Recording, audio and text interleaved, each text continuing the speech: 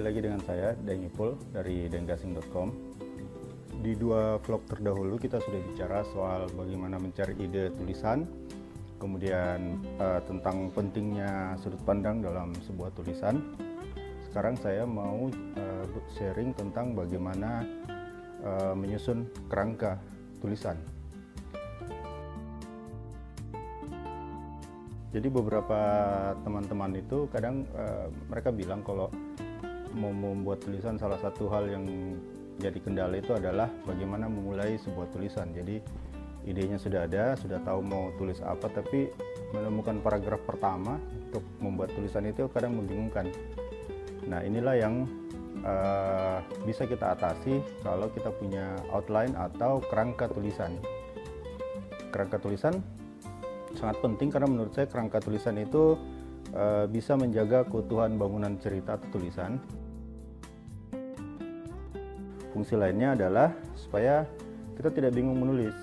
Jadi dengan membuat kerangka sederhana, kita bisa tahu kita mulai dari mana, setelah itu cerita tentang apa, apalagi setelahnya, dan seterusnya sampai tulisan berakhir.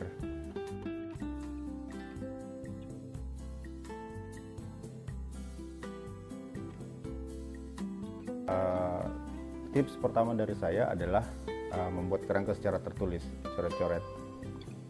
Langkah pertama yang saya lakukan adalah menyusun pertanyaan-pertanyaan berkenaan dengan ide yang akan kita tulis. Jadi misalnya saya mau menulis tentang trotoar di kota. Saya akan memulai mengumpulkan beberapa pertanyaan yang sehubungan dengan trotoar itu. Misalnya, apa sebenarnya trotoar itu? Apa sebenarnya fungsi trotoar itu? Bagaimana keadaan trotoar di kota saya? Bagaimana keadaan trotoar yang ideal seperti apa? Apa pendapat orang-orang tentang trotoar di kota saya?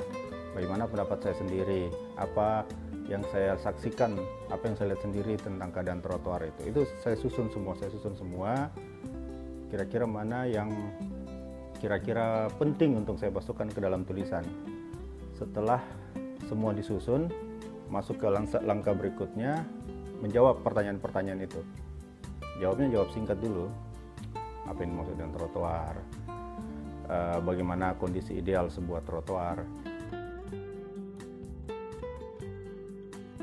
Pertanyaan-pertanyaan itu kemudian saya susun, saya jawab, tapi singkat-singkat. Setelah pertanyaan ada, jawabannya ada, baru saya akan memutuskan bagian mana yang akan saya taruh di depan, bagian mana yang akan saya taruh setelahnya, bagian mana yang akan saya taruh di tengah, mana yang jadi bagian akhir. Nah, itu berhubungan semuanya dengan alur. Nah, soal alur tulisan itu, saya punya beberapa referensi yang bicara tentang alur tulisan dan akan saya bagikan.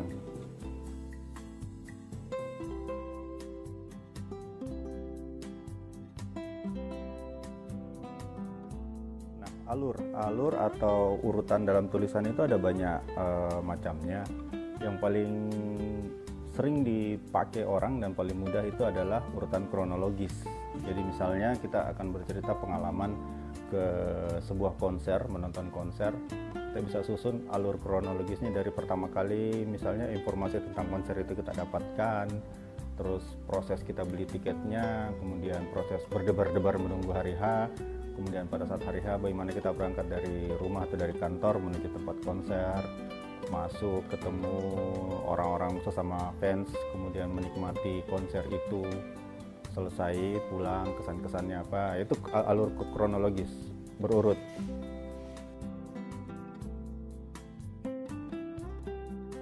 Oke, karena tadi itu sudah alur kronologis, berikutnya adalah alur logis. Alur logis itu ada banyak macamnya lagi. Yang pertama, alur atau urutan khusus umum. Jadi kita bicara soal yang khusus dulu, kemudian melebar ke yang umum. Ada satu tulisan dari salah satu peserta kelas menulis kepo itu yang dia bercerita tentang tema besarnya adalah bagaimana pengalamannya sebagai perawat sering sekali menemukan kasus kematian pasien yang kemudian menjadi pengingat untuk mengingat mati. Dia memulai dengan adegan yang khusus. Ada orang mengantarkan temannya yang sakit jantung, kemudian temannya meninggal. Dia menggambarkan bagaimana kekalutan si orang yang menemani mayat ini, jenazah ini.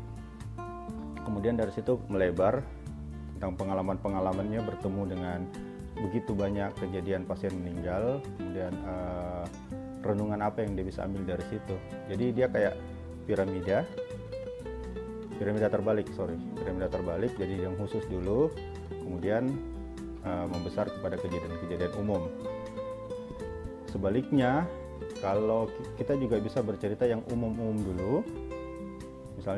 Kalau misalnya dengan tulisan yang sama dia balik, dia bercerita tentang bagaimana dia menemukan banyak kejadian-kejadian pasien meninggal yang dia lihat, yang kemudian membuat dia merenung segala macam. Kemudian akan ditutup dengan cerita soal orang yang mengantar temannya tadi. Jadi itu kebalikannya, umum dulu ke khusus.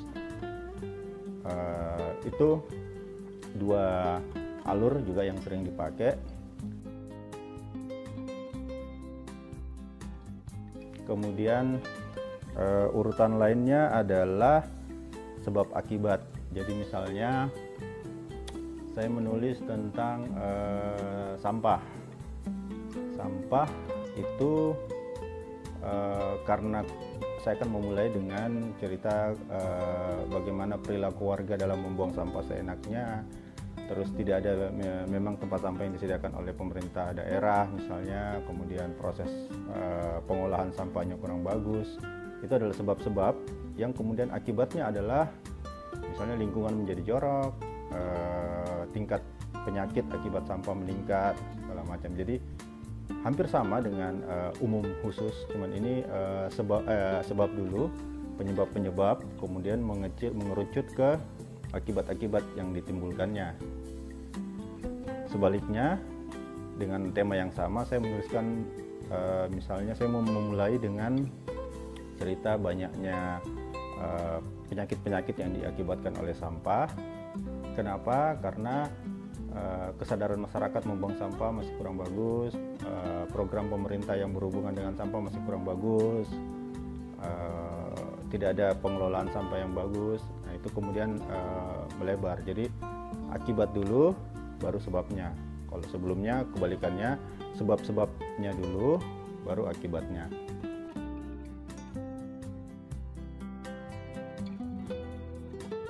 Nah itu ada empat alur logis yang sering digunakan. Nah terserah kita. Jadi setelah pertama tadi, setelah kita menemukan ide, menemukan sudut pandang, kemudian pertama tadi kita membuat menyusun pertanyaan-pertanyaan, kemudian menjawab singkat. Setelah itu kita tentukan kita mau pakai yang mana nih, yang umum khusus atau khusus umum, atau sebab akibat atau akibat sebab. Alurnya kita tentukan yang mana. Setelah itu, jadi yang jawaban-jawaban tadi itu, pertanyaan dan jawaban tadi itu bisa kita tentukan. Oke, ini akan ada di depan, oh ini akan ada berikutnya, ini akan ada setelahnya, oh ini jadi penutup. Itu akan lebih mudah setelah kita membuat kerangka seperti tadi. Itu tadi sharing dari saya tentang bagaimana membuat kerangka sebuah tulisan, bagaimana menentukan alur-alur tulisan. Keep on blogging on the free world.